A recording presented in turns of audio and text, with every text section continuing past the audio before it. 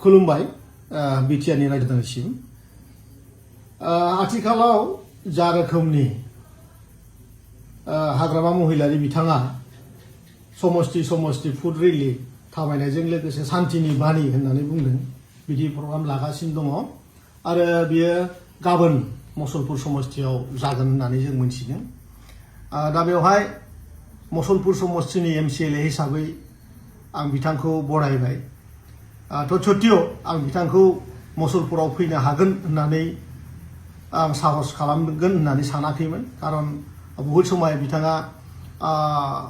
मसलपुर समस्तिनि खोथाखौ आं बहुत बार खोन्थादोंमोन किन्तु फैगोन जिहेतु आं बिथांनो मोनसे खोथाखौ बिथांनि दोलोनि जि हाबाफारि बिथांनो खोन्थानो सानदों बेनो जाहैबाय बोरिमुख होननाय मोनसे जायगायाव बिथांनि मेल जागोन आरो बै जायगाया रावबो नुवा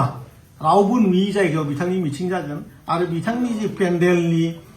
लेन्थ बे जाहैबाय 20 फुट बाय 40 फुटनि लेन्थ आरो जाय सुबुंफ्रा फैगोन बेवहाय बे सुबुंफ्रा गासैबो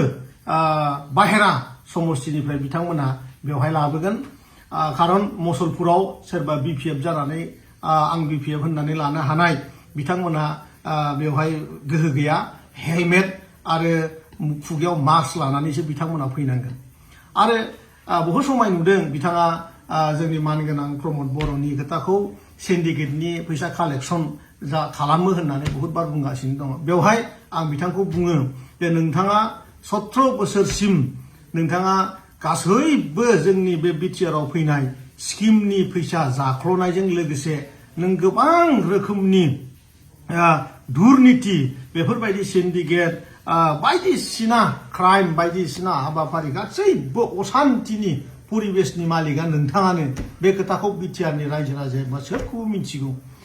जोंनि हालामाव सोर अशान्ति लुगैग्रा बे खोथाखौ गासिबो मिथिगौ खारन नोंथाङानो सासे अशान्ति मानसि नोंथाङा खालि अशान्तिल' खोथा साननो हायो बिटिआरआव दिनै शान्ति फैदों दिनै बिटिआरआव जेनिबो माने दावराव दावसि गैया थेवबाबो नोंथाङा अशान्ति खालामनायनि नामाव मेलाबा आबसुआ इउपिपिएलखौ सालायदों होननानै बेफोरबायदि गावनि गेजेराव मोनसे गाज्रि परिबेश बानायनायनि सिन्ता सरसाया नोंथांनि बे सा लोंग्रा दै लोंखुबग्रा मेलेम बे मेलेमनिफ्राय नोंथाङा नोंथांनि बायदि गाज्रि मेलेमनिफ्रायसो बेफोरबायदि खोथाया ओंखारो आरो आं नुदों नोंथांनि जि सेहेरा नोंथाङा बाराद्राय दै लोंनानै गिदिंथिंगासिनो दं आखायनो नोंथांनि रायलायनाय फाव नोंथांनि माने खावलायनि मोखांनि जि माने बुलब बुलाब अबस्था बेवहाय जों हमनो हायो नोंथाङा बाराद्राय दै लोंग्रा जादों आरो आं बेखौबो होनो जे नोंथाङा बहुत समय जोंनि ओनसोलाव फैनानै बुंगासिनो जे जेबो डेभेलपमेन्ट जायाखै जों होनदों नोंथाङा 17 बोसोराव जेसे बुरजा खामानि मावदों बिनि जों डाबल खामानि मावदों आं नोंथांखौ चेलेन्ज होदों आङो बिपिएफनि सरकारनि समाव खुंथायनि 17 बोसोरनि समखौ आङो 2 बोसोर मसलपुर समस्तिनि आं एमसिएल हिसाबै चेलेन्ज होदों आंनो जुदि नोंथाङा मसलपुर समस्तिनि बबेबा गामियाव थिं न'जों लुफुंजानाय पाक्का न'जों लुफुंजानाय जुदि समायना फ्लर होनाय न' लुनानै देखायनो हायोबा बे बिपिएफनि लुनाय गंसेल' आं गाबोननो आंनि इएम पस्ट आरो आं इउपिपिएल दोलोनिफ्राय रिजाइन होगोन नोंथांखौ आं चेलेन्ज होदों बेखायनो नोंथाङा मसलपुर समस्तिनियाव नोंथाङा जे सन्मान मोननांगौ बे खोथाखौ जिउआवबो साननो नाङा बेखायनो नोंथांखौ मसलपुराव दिनै जोङो जिर' होननानै बुंदों आरो बेखायनो गाबोन बे जिर'नि जि दावदै बे दावदैखौ नोंथाङा मोनजानो थांगासिनो दं आं दिनैबो दाबो नोंथांखौ बुंदों नों सासे ओरैबायदि सासे जकार सासे नों कमेडियान बिराद लासिं सिं दुर्भाग्यजनक होननानै बुङो एसामिसाव खारन नोंथांनि जि बिहेभियर नोंथांनि जि माने रायजो जायखौ जों राजा होनना बुङो बेखौ नोंथाङा जिबायदि रिप्रेजेन्ट खालामो जों नुनानैनो लाजियो नोंथांनि लोगो जायफोर दङ नोंथाङा जि रोखोमनि बेबहार खालामो आं मोनसे मिटिङाव नोंथांखौ नुदों नोंथांनि जेनेरेल सेक्रेटारिखौ नोंथाङा जाम्बा होननानै जनो होयो परिचय होयो रायजोनि सिगाङाव जिबायदि मेलेम जि मोनदों नोंथाङा बेखौ दिनै बिटिआरनि बे शान्ति प्रिय गावजों गाव अनलायग्रा गावजों गाव बुजिलायनाय दिनैनि बे जि समाजा बेखौ मानिया बेखौ मोजां मोना बेखौ हाग्रामा नोंथाङा मोजाङै बुजिनानै ला बेखौ रावबो मोजां मोना दिनै अशान्ति रावबो गैया दिनै शान्तियानो शान्ति सारौफाले नोंथाङा बार बार बुङो हेलिकप्टारखौ लानानै कमेडि खालामो नोंथाङा मा सानदों नोंथांनि मिटिङाव नोंथांनाव माबा मोनसे भेलु दं होननानै साननानै नोंथांखौ नायनो फैयो सानदों नामा नोंथांनि बे कमेडियान लेंगुवेज कमेडियान बिहेभियर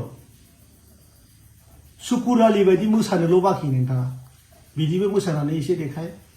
आरो सासे सानै हयथ' सिदा सादा रायजोफ्रा नोंथांनि मोसानायखौ नायनो आरो थांबावनो हागौ बिदि दिन गैलिया समाज सिबि मोजां मानसि बायदि जा मोजां बाथ्रा रायलाय राजनितिखौ राजखान्थि बायदि मोजाङैनो जोंनि बे हारि बेयाव थानाय गासैबो जनगोष्ठीफोरखौ एखे लोगोयैनो अनलायनाय फोरों गासैबो जातिखौ समान मोनथाय हो आं नोंथांखौ बेखौ खावलायो हाग्रामायाव बेसेबां सम्पति दं बे खोथाखौ पुरा बिटिआरनि रायजो राजाया मिथिगौ हस्पिटालाव बेसेबां करोड़ थाखा नोंथांनि इनभेस्टमेन्ट बेखौ बयबो मिथिगौ नोंथांनि हटेल रेसर्ट नोंथांनि गुवाहाटीनि हा क'क्राझार टाउनाव बायग्लुंजोबनाय हा विभिन्न थायाव नोंथांनि सम्पति बे खोथाखौ गासैबो मिथिगौ बिटिआरनि सीएम जायोबा बेबायदि सम्पति बानायनो हायो नामा नोंथांनाव सोंदों आं रायजोनाव सोंदों सोरबा सीएमआ बेसेबां थाखा दरमाहा मोनो एखे जोंजोंनो समान एमसिएलएनि समान 47,000 खै बोसोरनि साख्रि बिथांनि माजों बायदों सोरखौ थगायनो फैदों बबेनि हाजो बायदि सम्पति नोंथाङा मोननाय सोरखौ जाम्बा बानायनो फैदों बिटिआरआव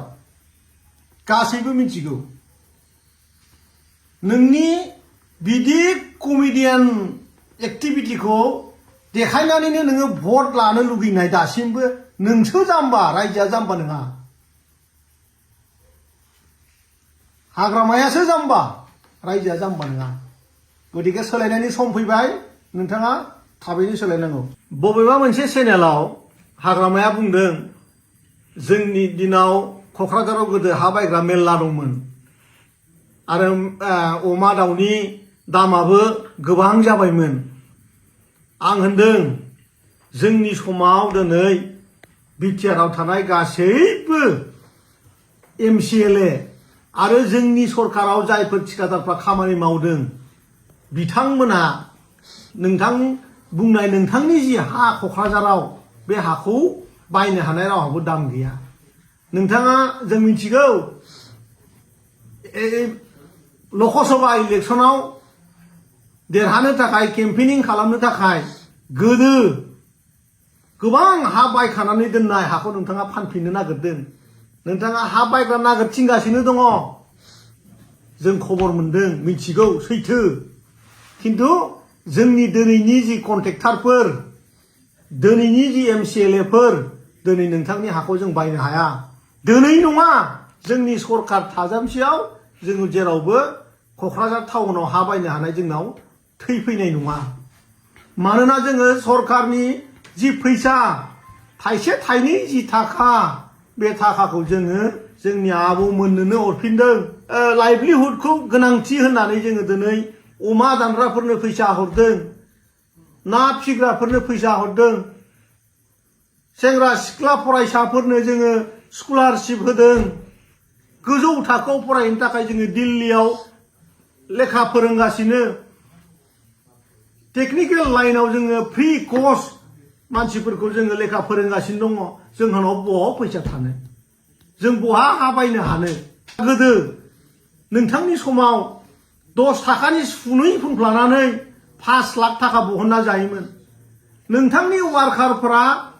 इन्जिनियार अफिसाव थांनानै बुङोमोन जोंनो सारा जानोसो हरखादों जों खामानि मावा गतिके जोंनि समाव खामानि मावनांगोन गासैबो समायना रमायना खामानि मावनांगोन जोंनि समाव रावबो जाख्ल'नो रायजोनि फैसाखौ मोननाय नङा बेनिखायनो जाख्ल'नो मोनैखायनो क'क्राझार टाउनाव बबेबा हाइवे खाथियाव जोङो हा बायनो हानाय जोंनि सरकार बेंग्रा आरो जोंनि कन्ट्रेक्टरफोरनावबो बे गोहोआ फैनाय नङा जों रायजोनि थाखा रायजोनोनो जों हरजोबगोन